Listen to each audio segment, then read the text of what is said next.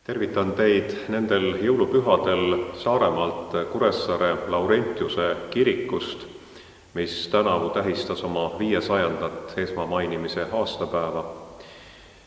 Selles, nii nagu ka teistes kirikutes, on jõulusümboleid, näiteks Kristuse häll, kuhu jõuludel asetatakse laps, kes meile sündis. Samuti on altarite kohal, nii nagu selleski kirikus, kui Kristuse trooni kohal baldahiin, mis kutsub meid jõulupühadel saama osa Kristuse armust ja lunastusest. Saare lääne piiskopkonna kirikutes ja nii Haapsalus kui Kuressaares, eriti viimases, seisab ka täna linna vapil Johannese evangeeliumi sõnad, tsiteerin: Alguses oli sõna ja sõna oli Jumala juures ja sõna oli Jumal. Seesama oli alguses Jumala juures, kõik on tekkinud tema läbi ja ilma temata ei ole tekkinud midagi, mis on tekkinud. See sõna, kes sai lihaks suure tähega, on Kristus.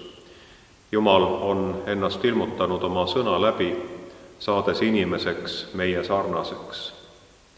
Jumala sõna olgu meie lugemislaual ka algaval uuel aastal, nii nagu ta on olnud seda ka sellel lõppeval aastal.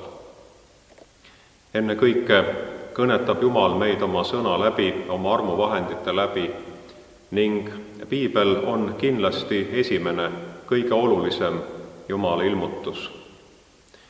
Kas me oma koduriiulis olevat piiblit loeme, kas leiame sellest seda, milleks Jumal meid julgustab, innustab ja kinnitab.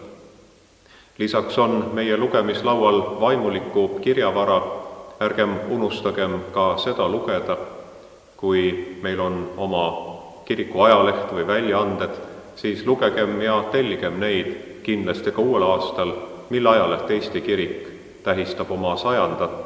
ilmumise aastapäeva. Õnnistatud jõulupühi kõigile lugejatele ja kaasteelistele!